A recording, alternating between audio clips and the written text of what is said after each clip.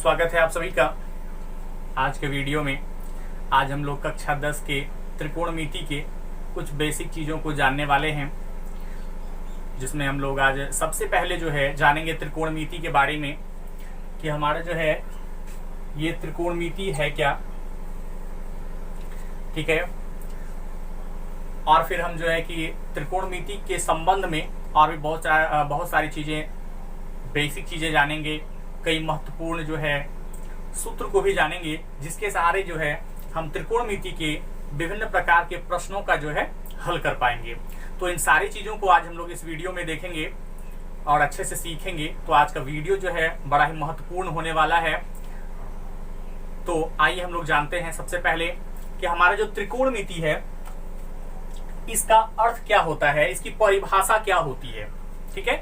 आज सबसे पहला जो है आज हम लोग जानेंगे त्रिकोणमिति के परिभाषा के बारे में, त्रिकोणमिति के अर्थ के बारे में जानेंगे वो क्या होता है। तो त्रिकोणमिति जो है वह दो शब्दों के मेल से बना है, ठीक है।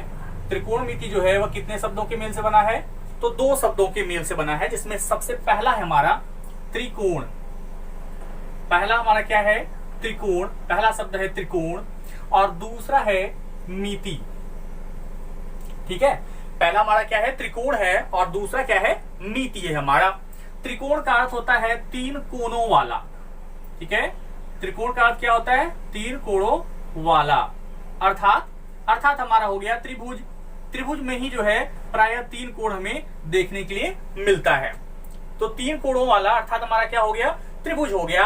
और मिति का अर्थ होता है मापन। मिति का क्या अर्थ होता है, तो मिति का अर्थ होता है मापन। अर्थात त्रिकोणमिति का जो शाब्दिक अर्थ होता है वह होता है त्रिभुज का मापन, ठीक है। त्रिकोणमिति का शाब्दिक अर्थ क्या होता है, त्रिभुज का मापन होता है। और यदि हम इसकी परिभाषा के बारे में बात करें तो त्रिकोणमिति की परिभाषा हम इस तरह से दे सकते हैं। त्रिकोणमिति जो है गणित की वह शाखा है जिसमें त्रिभुज एवं उनसे बनने वाले बहुभुज के मापन के संबंध में जानकारी प्राप्त की जाती है। ऐसे गणित की शाखा को हम क्या कहते हैं, त्रिकोणमिति कहते हैं, ठीक है। गणित की ऐसी शाखा को हम क्या कहते हैं, त्रिकोणमिति कहते हैं। अब तो ये समझ में आ रही है कि त्रिभुज, तीन भुजाओं से घिरा हुआ जो क्षेत्र होता है जिसमें तीन कोण होते हैं वह हमारा त्रिभुज है। अब त्रिभुज से बहुभुज कैसे बनेगा, तो आइए देखते हैं इस चीज को भी। मान के चलिए ये हमारा जो है एक चतुर्भुज है, आयत है, तो इसे बहुभुज ही कहेंगे हम, क्योंकि बहुत सारी भुजाएं हैं, इसमें चार भुजाएं हैं, है कि नहीं। अब यदि मैं एक विकर्ण यहाँ पर इस तरह से खींच दूं तो हमें पता चलता है कि हमारा यहाँ एक त्रिभुज बन रहा है, दूसरा त्रिभुज यहाँ बन रहा है। यानी हम कह सकते हैं कि दो त्रिभुजों की सहायता से तब जाकर के एक हमारा जो है बहुभुज, यानी कि हम कह सकते हैं चतुर्भुज आयत का निर्माण होता है। तो इस तरह के जितने भी बहुभुज होंगे जो त्रिभुजों की सहायता से बने होंगे, इन सारी चीजों के मापन के बारे में जो है हम किसके अंतर्गत पढ़ते हैं, तो हम त्रिकोणमिति के अंतर्गत पढ़ते हैं। त्रिकोणमिति में जो है हम इन सारी बातों को पढ़ते हैं, ठीक है। तो आप लोगों को अच्छे से समझ में आ गया होगा कि हमारा जो त्रिकोणमिति है, त्रिकोणमिति दो शब्दों के मेल से बना है, त्रिकोण और मिति। त्रिकोण का अर्थ होता है तीन कोणों वाला अर्थात त्रिभुज, और मिति का अर्थ होता है मापन, अर्थात हम कह सकते हैं कि त्रिभुज का मापन। हमारा जो है त्रिकोणमिति का शाब्दिक अर्थ क्या होता है, त्रिभुज का मापन होता है। अगर मैं परिभाषा देना चाहूं तो हम कह सकते हैं कि गणित की वह शाखा जिसमें त्रिभुजों एवं त्रिभुजों से निर्मित बहुभुजों के मापन से संबंधित जानकारी प्राप्त की जाती है वह हमारा क्या कहलाती है, वह त्रिकोणमिति कहलाती है। तो इस तरह से हम इसे परिभाषित भी कर सकते हैं।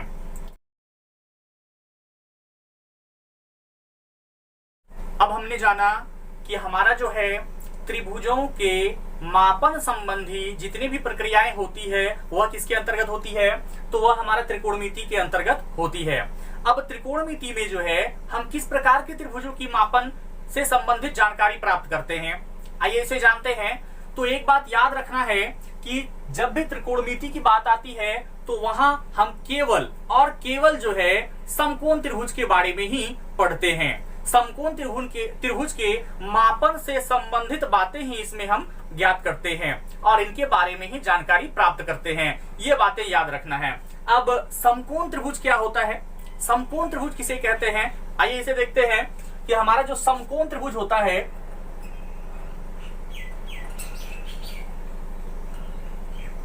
समकोण त्रिभुज वह क्या होता है, समकोण त्रिभुज किसे कहते हैं? तो समकोण त्रिभुज हमारा वह त्रिभुज होता है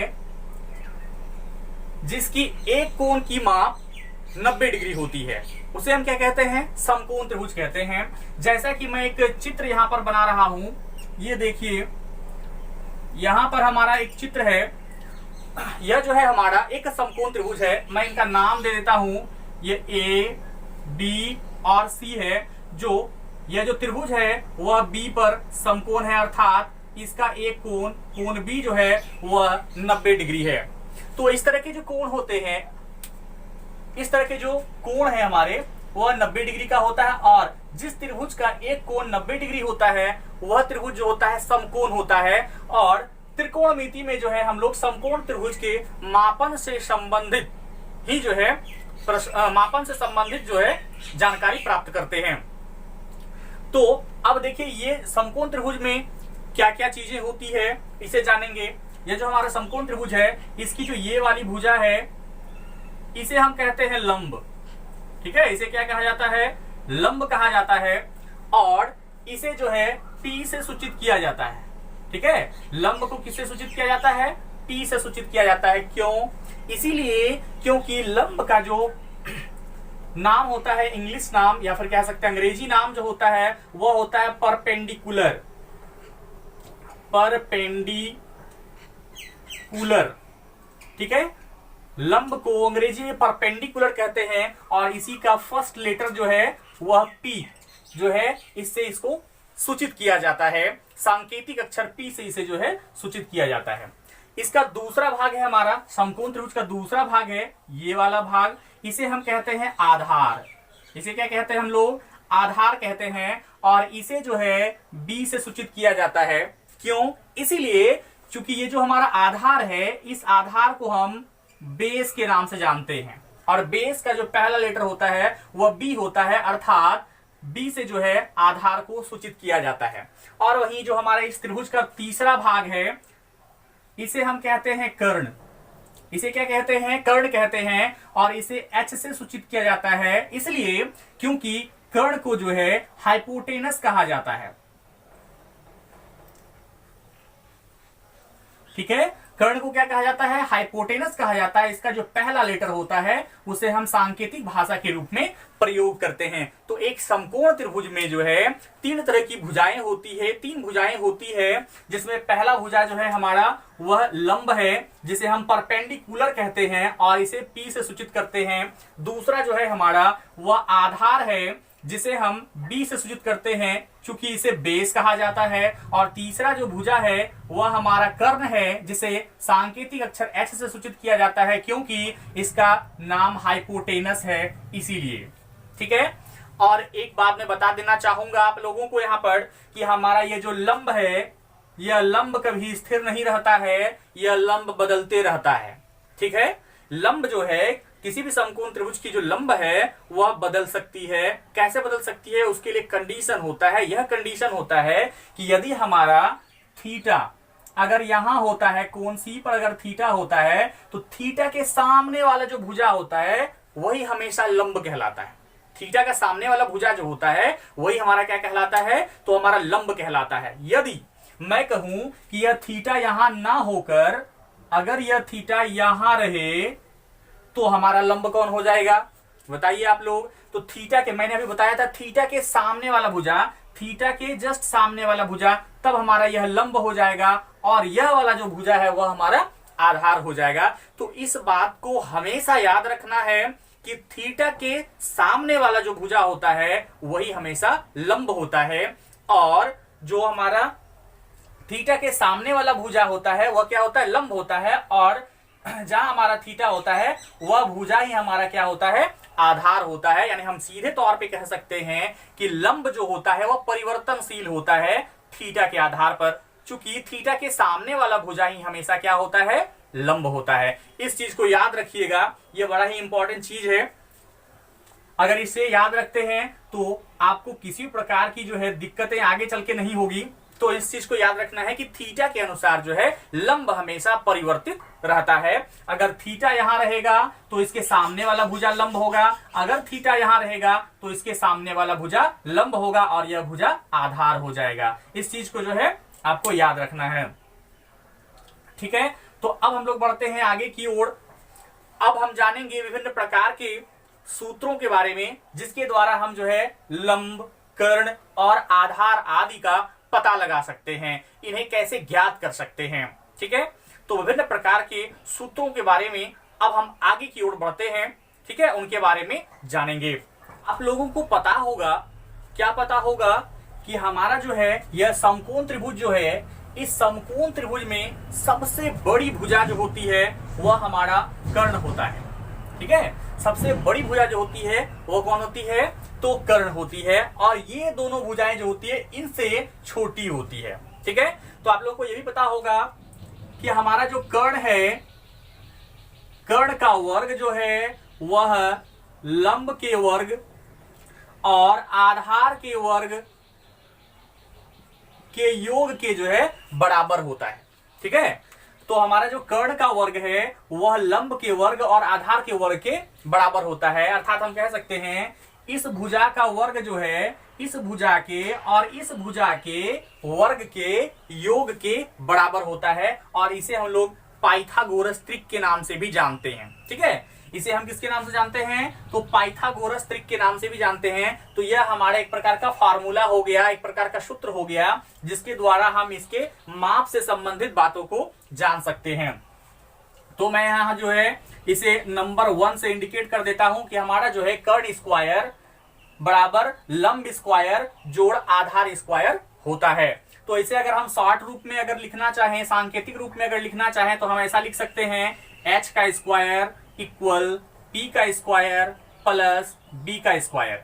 ठीक है, और यदि हमें कर्ण ज्ञात करना हो, ठीक है, हमें दो भुजाएं लंब और आधार दी हुई हो और हमें कर्ण निकालना हो, तो इसके लिए क्या फैक्टर होगा, इसके लिए क्या सूत्र होगा, तो यहां हम जो है इस सूत्र से ही हम क्या कर सकते हैं, उसका प्रतिपादन कर सकते हैं, उसे बना सकते हैं। कैसे बना सकते हैं, तो हमारा कर्ण जो है, कर्ण निकालना है हमको यदि, तो ठीक है, हमें लंब और आधार दिया रहेगा, तो लंब का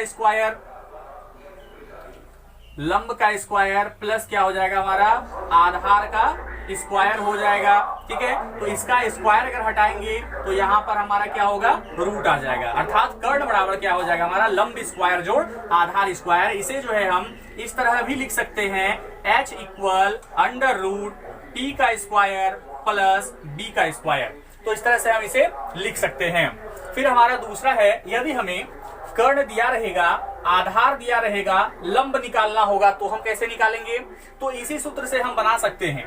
ठीक है, इसी सूत्र से हम क्या कर सकते हैं, बना सकते हैं। हमें लंब निकालना होगा, लंब निकालने के लिए क्या करेंगे, आधार को इस साइड कर देंगे, या प्लस में है तो क्या हो जाएगा, माइनस में आ जाएगा।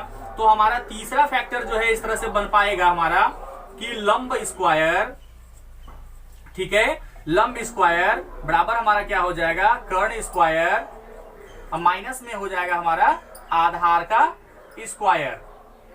ठीक है, अगर हमें लंब ज्ञात करना हो, केवल लंब ज्ञात करना हो, तो लंब इक्वल क्या हो जाएगा, अंडर रूट हमारा यहां पर स्क्वायर होगा। ठीक है, कर्ण का स्क्वायर माइनस हो जाएगा हमारा आधार का स्क्वायर। तो इसे हम जो है शॉर्ट रूप में इस तरह से लिख सकते हैं, P इक्वल क्या हो जाएगा हमारा h का स्क्वायर माइनस b का स्क्वायर। तो इस तरह से हमारा जो है और एक नया फॉर्मूला जो है बन गया। अब उसी तरह से यदि हमें कर्ण मालूम हो, लंब मालूम हो, आधार मालूम करना हो, तो हम कैसे करेंगे, तो यहां से ही हम जो है इसको निकालने के लिए जो है फॉर्मूला बना सकते हैं। कैसे बनाना, हमें आधार निकालना है तो हम क्या करेंगे, लंब को इस साइड कर देंगे, तो कर्ण और लंब एक साइड हो जाएगा, आधार एक साइड हो जाएगा, इसे हमें निकालना है। तो इस तरह से हम इसे लिख सकते हैं। ये हमारा जो है चौथा है, और ये पांचवा जो है फॉर्मूला हमारा अभी बनेगा।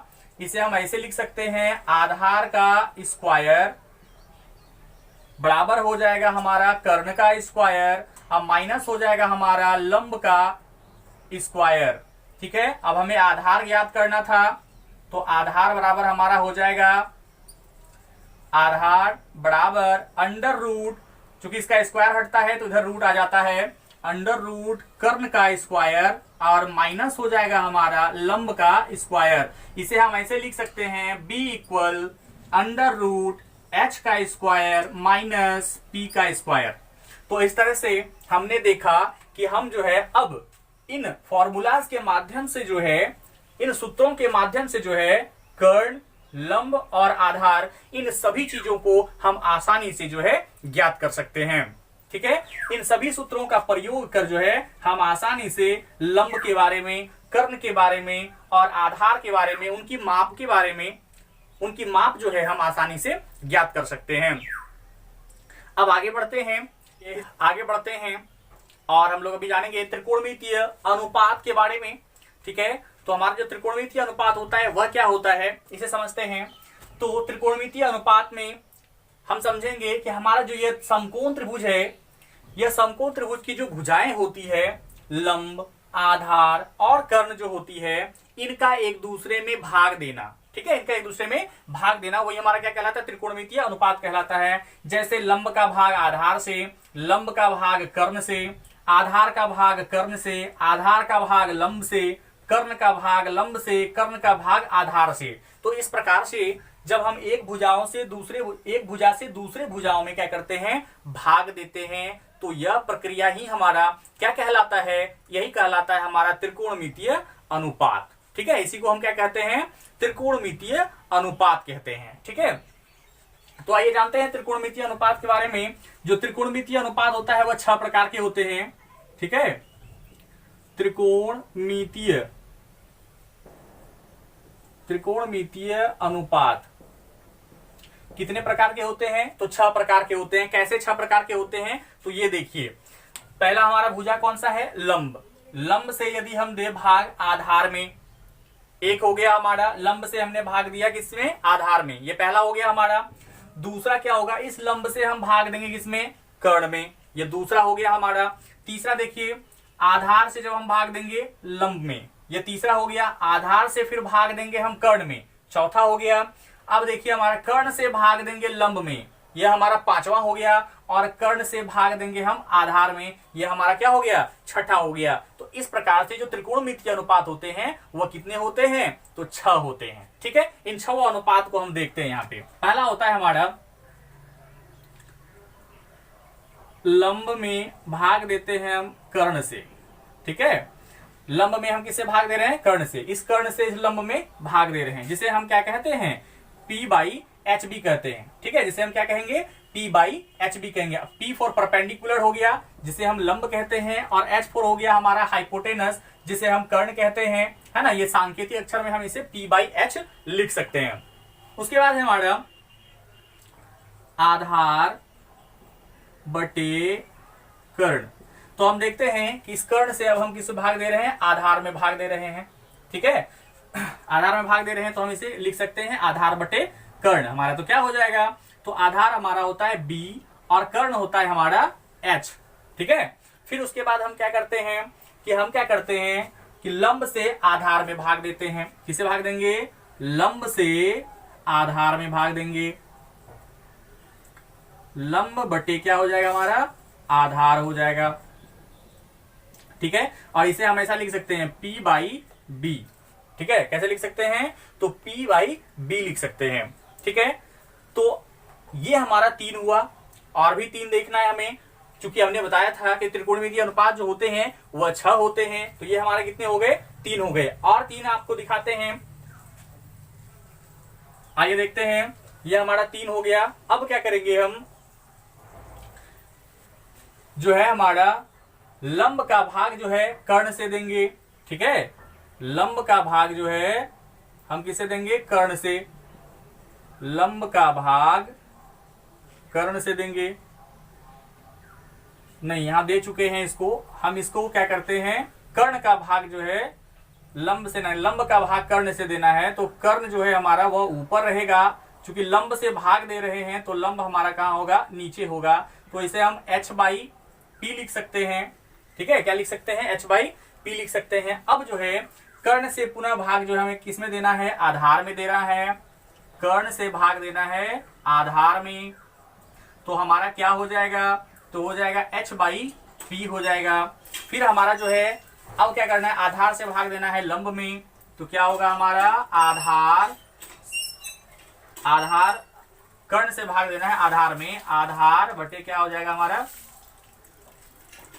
कर्ण का हो गया है। अब ये जो हमारा बचा लंब बचा है, ये हो गया हमारा लंब का भाग देना है आधार से, तो इसे हम लिखेंगे b/p।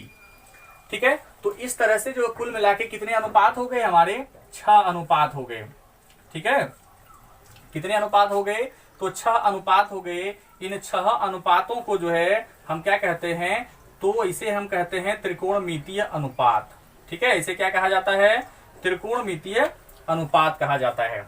अब देखिए कि लंब बटे कर्ण जिसे हम p/h कहते हैं, आधार बटे कर्ण जिसे b/h कहते हैं, लंब बटे आधार जिसे p/b कहते हैं, वह है कर्ण बटे लंब है। और उसके बाद पांचवा जो है हमारा वह है कर्ण बटे आधार है, और छठा है हमारा आधार बटे लंब है। तो इस तरह से हमने देखा कि हमारा 6 जो है त्रिकोणमितीय अनुपात है। अब देखिए इसे लंब बटे जो कर्ण है इसे क्या कहा गया, तो इसे कहा जाता है साइन थीटा। ठीक है, इसे क्या कहा जाता है, साइन थीटा। साइन थीटा बराबर जो होता है वह लंब बटे कर्ण होता है, इसे हम p/h लिख सकते हैं। अब जो है हमारा आधार बटे कर्ण, यानी कर्ण से जब आधार में भाग दिया गया तो इसे क्या कहा गया, तो इसे कहा गया cos थीटा। ठीक है, इसे क्या कहा गया, तो cos थीटा कहा गया। उसी तरह से जब आधार से लंब में भाग दिया गया तो इसे कहा गया tan थीटा। ठीक है, इसे क्या कहा गया, tan थीटा कहा गया। अब जो ये 3 है, 3 के बिल्कुल उल्टा इधर वाला 3 है। कैसे है, तो ये हमारा साइन थीटा जो है लंब बटे कर्ण, इसी का जो उल्टा होता है वह क्या होता है, हमारा कर्ण बटे लंब होता है। तो इसे हमने साइन थीटा नाम दिया था, तो इसे देंगे हम कॉसेक थीटा। क्या नाम होगा इसका, कॉसेक थीटा। इसे नाम दिया गया है कॉसेक थीटा। फिर कर्ण बटे आधार को नाम दिया गया है सेक थीटा। फिर जो है आधार बटे लंब को नाम दिया गया है काट थीटा। तो ये कुल मिलाकर के 6 प्रकार के क्या है हमारे त्रिकोणमितीय अनुपात हैं। ठीक है, इन 6 प्रकार के त्रिकोणमितीय अनुपात के द्वारा जो है हम क्या कर सकते हैं, साइन, कॉस, टेन, कॉसेक, सेक और कॉट सभी का वैल्यू जो है आसानी से प्राप्त कर सकते हैं। इन भुजाओं को हम जो है इन त्रिकोणमितीय अनुपातों के द्वारा जो है आसानी से प्राप्त कर सकते हैं। इन तीनों भुजाओं में से कोई 2 भुजा हमें दी रहेगी और उसमें से इस तरह के जो है त्रिकोणमितीय अनुपातों का प्रयोग कर जो है हम जो है आसानी से उन्हें ज्ञात कर सकते हैं। तीसरी भुजा ज्ञात करेंगे, इसके लिए हमने सूत्र बताया था कि 2 भुजाएं दी रहेगी, तीसरी भुजा कैसे प्राप्त करेंगे। और हमें त्रिकोणमितीय अनुपात अगर निकालने के लिए बोले तो इस तरह का जो है हम क्या करेंगे, सूत्रों का प्रयोग कर त्रिकोणमितीय अनुपात को है आसानी से निकाल सकते हैं। ठीक है, तो अब फिर आगे की ओर बढ़ते हैं। कुछ और भी महत्वपूर्ण चीजें हैं इनके अलावे जो हमें त्रिकोणमिति में जो है विभिन्न प्रकार के प्रश्नों को सॉल्व करने में बहुत ही मदद करेगा। अभी हम लोगों ने जाना कि त्रिकोणमितीय अनुपात जो होते हैं वह 6 प्रकार के होते हैं। ठीक है, और इसे जो है हम काफी शॉर्ट तरीके से जो है याद भी रख सकते हैं। इसके लिए एक ट्रिक है, उस ट्रिक के द्वारा आप आसानी से इन 6 त्रिकोणमितीय अनुपातों के सूत्रों को याद रख सकते हैं। आइए जानते हैं कि वह कौन सा ट्रिक है जिसके द्वारा हम आसानी से इन 6 प्रकार के जो हमारा त्रिकोणमितीय अनुपात है जिसे हम आसानी से याद रख सकते हैं। तो आइए देखते हैं। हमारा इसको ऐसे हम लिखेंगे लाल बटे कक्का। ठीक है, क्या लिखेंगे, लाल बटे कक्का लिखेंगे। आप देखते हैं कि किस तरह से हमारे इस 6 त्रिकोणमितीय अनुपातों के सूत्र को बताता है। तो देखिए पहले हमारा है L बटे K, तो यह जो हमारा प्रदर्शित करता है L बटे K, यह हो गया हमारा लंब बटे कर्ण। दूसरा है हमारा A बटे K, तो यह हमारा हो जाएगा A बटे K, A से हो गया आधार बटे क्या हो जाता है हमारा कर्ण हो जाता है। और दूसरा है हमारा L बटे A यानी कि लंब बटे आधार। तो ये हमारा पहला वाला हो गया साइन थीटा। ठीक है, ये हमारा दूसरा वाला हो गया कॉस थीटा और यह हमारा तीसरा वाला हो गया टेन थीटा। अब इसी को अगर हम क्या करें, उलट दें, इसी को अगर उलट दें, इधर से लें, कर्ण बटे लंब हो जाएगा हमारा, क्या हो जाएगा, कर्ण बटे लंब हो जाएगा हमारा। तो कर्ण बटे लंब हमारा किसका होता है, वह होता है कॉसेक थीटा का। अगर इसको उलट दिया जाए के बटे ए हमारा हो जाएगा, तो हमारा हो जाएगा कर्ण बटे आधार हो जाएगा, ए से आधार होता है। तो इस तरह से हमारा यह हो जाएगा कर्ण बटे आधार। तो कर्ण बटे आधार जो है वह हमारा हो जाएगा सेक थीटा का, और फिर वही हमारा जो है ए बटे एल यानी आधार बटे जो हमारा लंब होगा वह हो जाएगा हमारा कॉट थीटा का। ठीक है, तो इस तरह से शॉर्ट ट्रिक के माध्यम से हम जो है आसानी से इन 6 त्रिकोणमितीय अनुपातों के सूत्र को याद रख सकते हैं। त्रिकोणमितीय अनुपात को याद रखने की और भी एक आसान तरीका है, एक आसान ट्रिक है, आइए इसे भी जानते हैं। तो हमारा क्या है वह ट्रिक, तो यह हमारा पंडित P फॉर पंडित बद्री प्रसाद हरि हरि बोल। ठीक है, पंडित बद्री प्रसाद हरि हरि बोल सोना चांदी तोल, इसे याद रखिएगा। तो यह हमारा जो है 6 त्रिकोणमितीय अनुपातों के सूत्र को बताता है। तो देखिए P से हो गया पंडित, B से बद्री, P से प्रसाद हो गया, H से हड़ी, B से बोल हो गया। तो देखिए ये किस तरह से हमारा जो है 6 त्रिकोणमितीय अनुपात को बताता है। देखिए P बाई H यानी कि हमारा जो है लंब बटे कर्ण किसका होता है, तो हमारा साइन थीटा का होता है। B बटे H किसका होता है, तो हमारा कॉस थीटा का होता है। और P बटे B किसका होता है, तो हमारा टेन थीटा का होता है। अगर इसी को उलट दिया जाए H बाई P किसका होता है, तो हमारा कॉसेक थीटा का सूत्र होता है। और H बाई B किसका होता है हमारा, तो सेक थीटा का सूत्र होता है।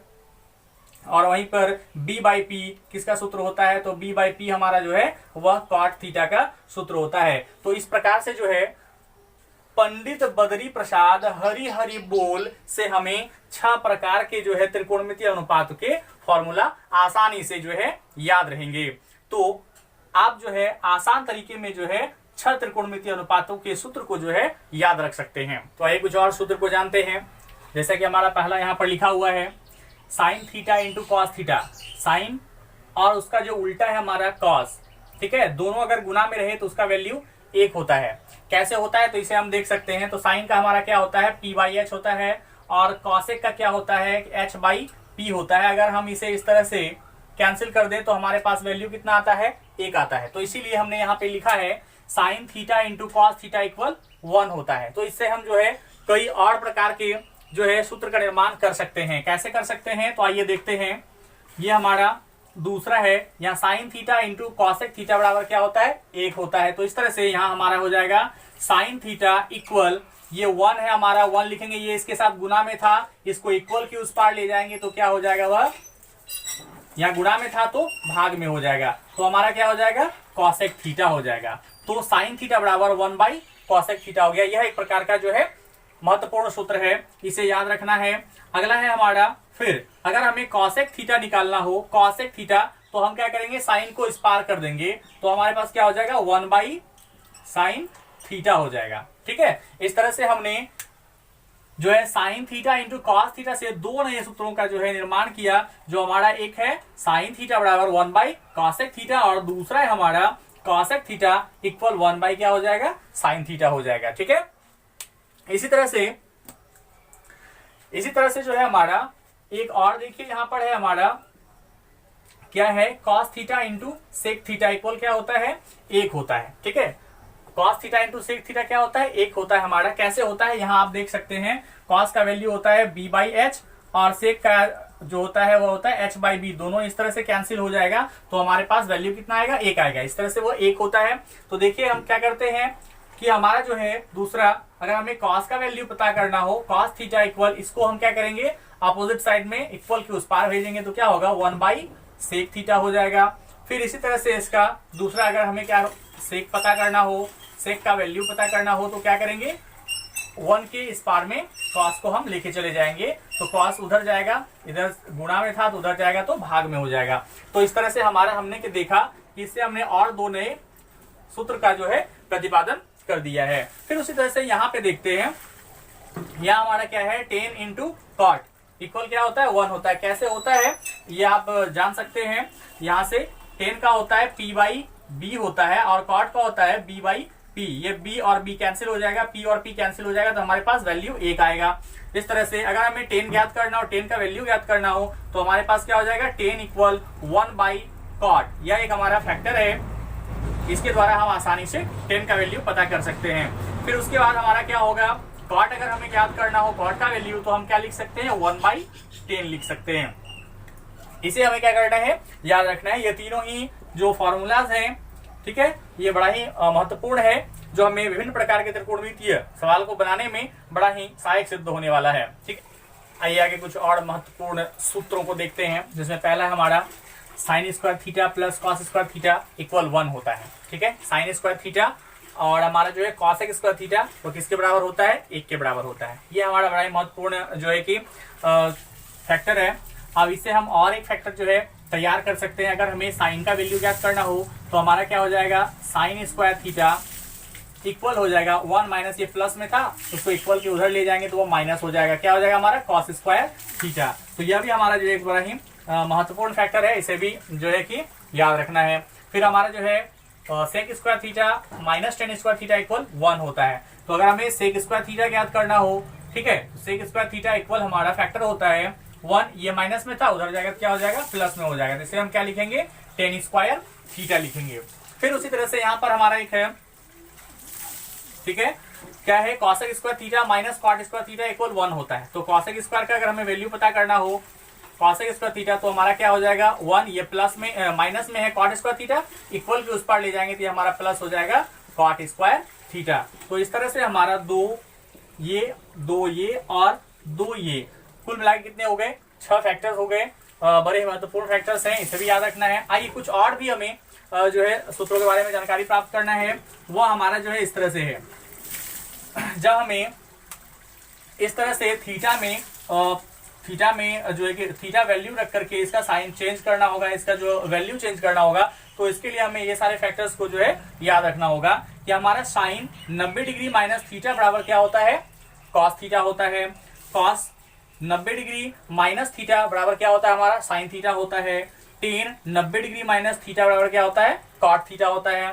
फिर हमारा कॉट 90 डिग्री माइनस थीटा बराबर क्या होता है, टेन थीटा होता है। सेक 90 डिग्री माइनस थीटा बराबर कॉसेक थीटा होता है, और कॉसेक 90 डिग्री माइनस थीटा बराबर क्या होता है, हमारा सेक थीटा होता है।